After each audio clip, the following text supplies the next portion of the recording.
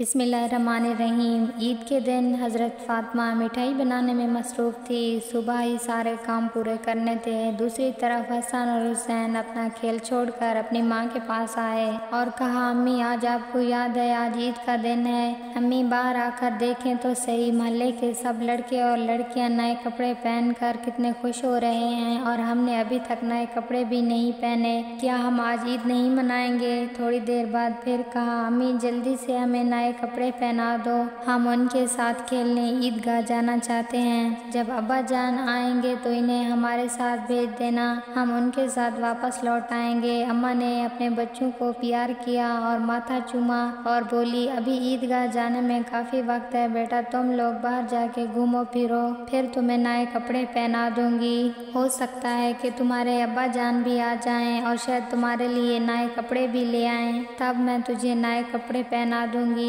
امی کیا ابو ہمارے لیے نئے کپڑے لینے گئے ہیں؟ امی نے دونوں بچوں کو پیار کیا اور ماتھا چوما۔ نئے کپڑے تمہیں ضرور پہناؤں گی، سب ٹھیک ہو جائے گا۔ ماں نے اپنے اللہ پر یقین رکھتے ہوئے اپنے بچوں کو حوصلہ دیا۔ کچھ دیر بعد دونوں بھائی روتے ہوئے گھر لوٹ آئے اور کہا، وہ لوگ ہمیں اپنے نئے کپڑے دکھا کر چڑھا رہے ہیں، ہمیں تنگ کر رہے ہیں، تمہارے ابو نے تمہارے لیے عید کے کپڑے نہیں لیے ہیں۔ امی ابو ابھی تک کیوں نہیں آئے ہیں؟ امی ہمیں جلدی سے نئے کپڑے پہنا دو، ہم بھی ان کے ساتھ عیدگاہ جا سکیں۔ امی کے آنسو روکنا ان کے لیے مشکل ہو گیا۔ ابھی تھوڑا گھومو پھرو اور دیکھو ابا جان کہاں ہیں، ان کو ڈھونڈ کر لے آؤ، تب تک میں اپنا سارا کام ختم کرتی ہوں۔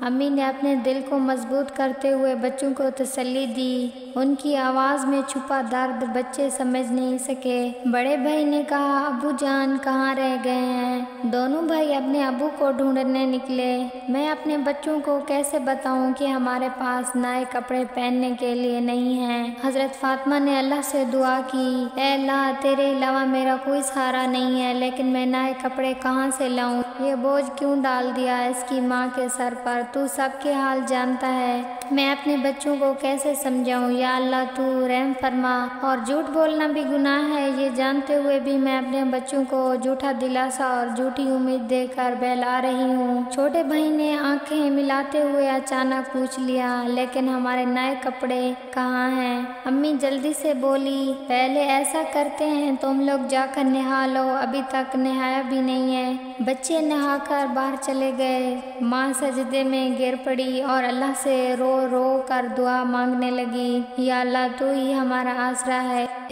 اس بے بس ماں کی مدد فرما، اے اللہ مجھے راحت دے اور مجھے اس سے چھٹکارا دے۔ اور پھر سے حسن اور حسین گھر تشریف لائے اور زور سے آواز لگائی، امی ہم آ گئے۔ کچھ دیر بعد دروازے پر دستک ہوئی۔ بڑے بھائی نے گھبراتے ہوئے پوچھا، کون ہے؟ باہر سے کوئی آواز جواب نہیں آیا۔ دونوں بھائی ڈر گئے۔ پھر سے دروازے پر زور سے دستک ہوئی۔ ڈر سے دونوں بھائی چل پڑے، امی باہر کون ہے؟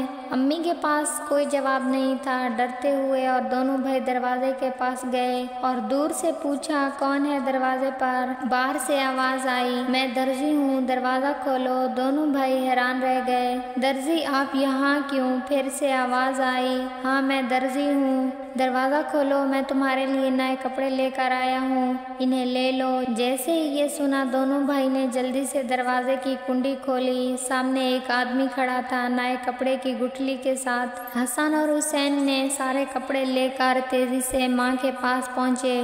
درزی ہمارے لیے کتنے سندر کپڑے لے کر آیا ہے، امی جلدی سے ہمیں کپڑے پہنا دو، ہمیں عیدگاہ جانا ہے، امی جلدی کرو، اگر دیر ہو گئی تو نماز کا ٹائم نہیں ملے گا۔ امی اپنے بچوں کو گلے لگا کر روتی رہی، بچوں کو تیار کر کے روانہ کیا اور سجدے میں جا کر گر پڑی اور اللہ تعالیٰ سے دعا کی، اے اللہ تیرا شکر ہے، جو درزی بن کر نئے کپڑے لے کر آیا تھا وہ اصل میں درزی نہیں تھا، وہ اللہ کا بھیجا ہوا فرشتہ تھا۔ ماں سجدے سے اٹھی اور جلدی سے بچوں سے بولی، جاؤ بیٹا اسے میرا سلام کہہ کر آؤ، بیٹا انہیں اندر آرام سے بیٹھنے کے لیے کہو۔ بنا کچھ سوچے دونوں بھائی دروازے پر گئے، لیکن تب تک درزی گھوڑے پر سوار ہو کر گھر سے دور جا چکا تھا۔ دونوں بھائی زور سے چلانے لگے، صاحب اماں نے آپ کو سلام کہا ہے، جلدی سے واپس آئیے، آج ہمارے گھر باہر دعوت پر آئیے، لیکن دور سے ہوا کے ساتھ جواب آیا، اپنی امی اور ابو کو میرا سلام کہنا، میں کسی اور وقت ملنے آؤں گا۔